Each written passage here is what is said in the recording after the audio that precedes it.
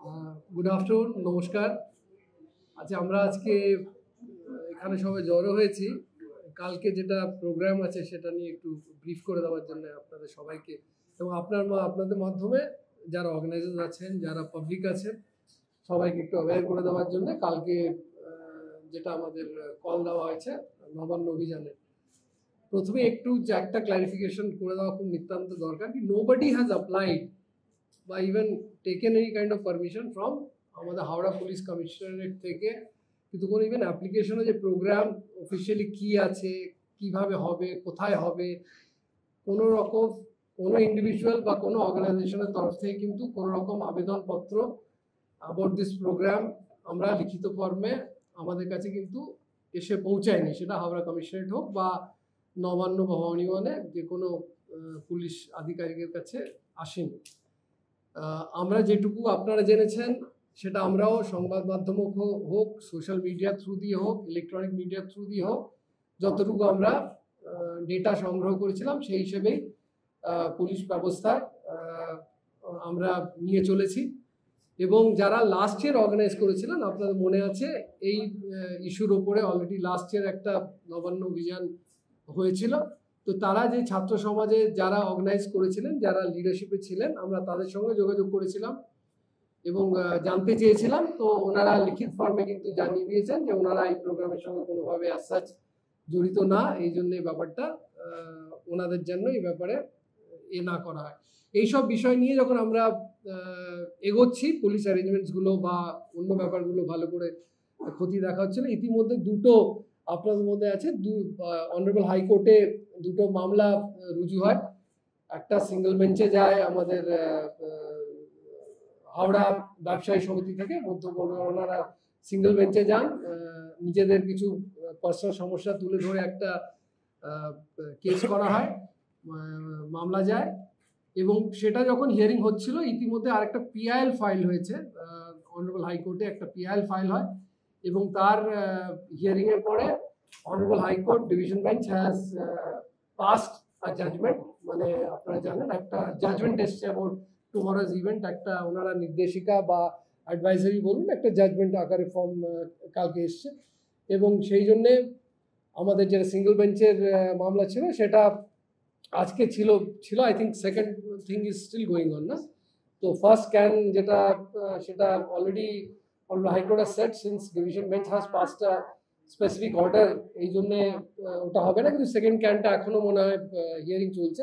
Will wait for that, কারণ আমাদের জন্য মাননীয় হাইকোর্টের যে কোনো অর্ডার্স একদম বকলমে ফলো করতে আমরা বাধ্য, এই জন্য will definitely also take that into consideration. কিন্তু একটু দেরি হয়ে যাচ্ছে, এই জন্য উই ফেল্ট দ্যাট যে আমাদের ডিভিশন বেঞ্চের যে অর্ডারটা আছে, যে জাজমেন্টটা আছে, সেটা একটু বিস্তারিতভাবে আপনাদের বুঝিয়ে দেওয়া। এবং যেটা আমি প্রথমে একটু ওই জন্য একটু দীর্ঘ হয়ে গেল ব্যাপারটা, যে কোনো অর্গানাইজার্স কিন্তু আমাদের সঙ্গে যোগাযোগ কোনোভাবেই রাখছিলেন না। এই জন্যে through you to reach to the organisers এবং রিচ টু দি পাবলিক যে কালকের প্রোগ্রাম সম্বন্ধে এবং অনারেবল হাইকোর্ট যা জাজমেন্ট দিয়েছেন সেটা একটু ডিটেলে বুঝিয়ে দেওয়ার জন্য, এবং সেটা যেন চারিদিক দিয়ে আমাদের তরফ থেকে, অর্গানাইজারের তরফ থেকে হোক, পাবলিকের তরফ থেকে হোক, আপনাদের তরফ থেকে হোক, যেন বকলমে আমরা এটা ফলো করি এবং যাতে একটা সুষ্ঠুভাবে যেন প্রোগ্রামটা কালকে হতে পারে, সেটাই একটা উদ্দেশ্য আমাদের কালকের হোল এই প্রেস কনফারেন্সের। I will first request ADG South Bengal to উনি এইটা ডিটেলে যেটা বাংলায় একটু আমাদের পুরো হাইকোর্ট অর্ডার যেটা আছে বাংলা বলবেন, তারপর আমাদের সিপি হাওড়া সাহেব আছেন, সিপি কলকাতা আছেন, উনি ইংলিশ এবং হিন্দিতে ব্যাপারটা আরো ক্লিয়ারলি বুঝিয়ে দেবেন। তারপর আপনাদের যদি কোনো কোয়েশ্চেন্স থাকে, will definitely take that questions and try to answer it to the best satisfaction possible, যাতে কোনো রকম কারোর মধ্যে কোনো দ্বিধা সংশয় না থাকে যে অনারেবল হাইকোর্ট কি বলেছেন, আমরা কি করতে চাইছি এবং আমাদের কিরকম কোঅপারেশন এক্সপেক্ট করছি from the organisers and from the public. Thank you. Thank you sir. আগামীকালের যে প্রস্তাবিত নবান্ন অভিযান কর্মসূচি আছে সেই বিষয়ে মহামান্য উচ্চ আদালতের ডিভিশন বেঞ্চ যে রায় দিয়েছে সেই বিষয়ে আপনাদের এবং আপনাদের মাধ্যমে রাজ্যের সাধারণ মানুষকে একটু অবহিত করতে চাই। প্রথমত, আদালত তাদের পর্যবেক্ষণে বলেছেন যে প্রতিবাদ করা ফান্ডামেন্টাল রাইটসের মধ্যে পড়ে, মৌলিক অধিকারের মধ্যে পড়ে। পাশাপাশি খুব স্পষ্টভাবে উচ্চ আদালত তাদের পর্যবেক্ষণে বলেছেন যে কোনো রকম সরকারি সম্পত্তি নষ্ট করা বা হিংসাত্মক কার্যক্রমের আশ্রয় নেওয়া এটা বেআইনি এবং এটা নাগরিক অধিকারের কর্তব্যের মধ্যে পড়ে না। হিংসা থেকে বিরত থাকা এবং সরকারি সম্পত্তি নষ্ট না করা এটাও প্রতিটি নাগরিকের কর্তব্যের মধ্যে পড়ে। To quote, it is the duty of every citizen to safeguard public property and abjure violence. পাশাপাশি হাইকোর্ট এটাও বলেছে যদি প্রতিবাদ করতে হয়, প্রতিবাদ কর্মসূচি করতে হয়, তাহলে সেটা করতে হবে সম্পূর্ণ আইন মেনে, শান্তিপূর্ণভাবে, এবং কোন রকম সরকারি কর্মী, পুলিশ, সরকারি কর্তৃপক্ষ বা কোনো ধরনের সরকারি সম্পত্তির কোনো রকম ক্ষতি না করে। এটা খুব স্পষ্টভাবে আদালত বলেছে। আদালত আরো দুটো বিষয় পরিষ্কার করে দিয়েছেন। প্রথমত বলেছেন যে প্রয়োজনে এই কর্মসূচির প্রেক্ষিতে রাজ্য প্রশাসনের তরফে কিছু প্রহিবিটরি অর্ডার্স বা বিধিনিষেধ জারি করা যেতে পারে এবং সেই বিধিনিষেধ যাতে বলবৎ করা যায় তার জন্য প্রয়োজনীয় আইনি ব্যবস্থাও প্রশাসন নিতে পারবে। আপনারা সকলেই জানেন যে নবান্ন রাজ্য সরকারের সচিবালয় এবং নিরাপত্তার নিরিখে একটি অত্যন্ত স্পর্শকাতর জায়গা, যাকে আমরা পরিভাষায় বলি high security zone. Howrah police commissioner Praveen Kumar Tripathi আমাদের সঙ্গে আছেন। হাওড়া পুলিশের তরফে উনি নবান্ন সংলগ্ন এলাকায় ভারতীয় নাগরিক সুরক্ষা সংহিতা বিএনএসএস তার 163 ধারা জারি করেছেন, যেটা আগের আইনে 144 ধারা বলে পরিচিত ছিল। সুতরাং নবান্ন সংলগ্ন এলাকায় কোন রকম প্রতিবাদ কর্মসূচি, জমায়েত, মিটিং বা মিছিল নিষিদ্ধ, বেআইনি। এটা খুব স্পষ্ট হয়ে গেছে হাইকোর্টের নির্দেশে। পাশাপাশি হাইকোর্ট আরেকটি গুরুত্বপূর্ণ বিষয় উল্লেখ করেছেন। তারা বলেছেন প্রশাসন উপযুক্ত বিকল্প জায়গা এই প্রতিবাদ কর্মসূচির জন্য চিহ্নিত করে সংগঠকদের জানাতে পারে।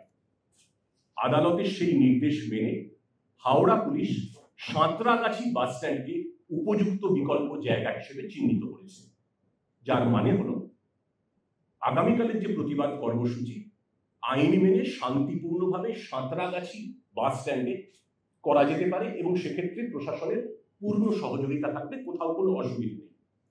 কলকাতা পুলিশের তরফে আরআর এভিনিউ, রানী রাসমণি এভিনিউকে উপযুক্ত বিকল্প জায়গা হিসেবে চিহ্নিত করা হয়েছে।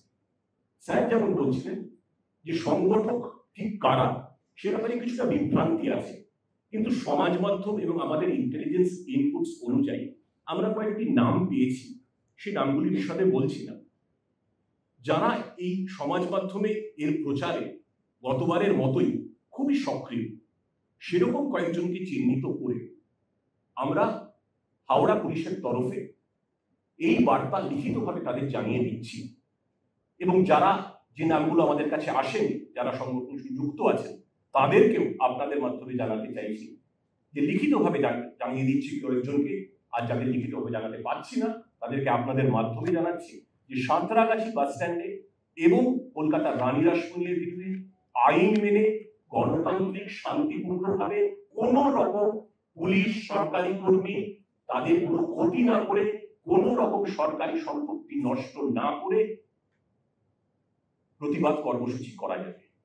তাই যে সংগঠনটা কালকের প্রতিবাদ কর্মসূচির ডাক দিয়েছে তাদের প্রতি রাজ্য প্রশাসনের তরফে আমাদের অনুরোধ, আপনারা প্রতিবাদ কর্মসূচি রাজ্য সরকারের নির্দিষ্ট করে দেওয়া জায়গায়, উপযুক্ত বিকল্প জায়গায় আইন মেনে গণতান্ত্রিকভাবে পালন করুন, তাতে কোনো অসুবিধা নেই। প্রশাসন সব রকম সহযোগিতা করবে এবং আমাদের জানান যাতে ব্যবস্থা করতে আমাদের সুবিধা হয়। কত বাস আসবে, কোথা থেকে লোক আসবে, কতজন আসবে, স্টেশনে, রেলপথে কজন, সড়ক পথে কজন, তাহলে আমাদের সুবিধা হবে শান্তিপূর্ণভাবে কালকের এই প্রতিবাদ কর্মসূচিটাকে সুসম্পন্ন করতে। কিন্তু যদি আইন অগ্রাহ্য করে আদালতের নির্দেশ না মেনে যদি কোন রকম হিংসাত্মক প্রতিবাদ কর্মসূচির চেষ্টা করা হয়, তাহলে পুলিশ প্রয়োজনীয় আইনি ব্যবস্থা নেবে। Let there be no doubts about that.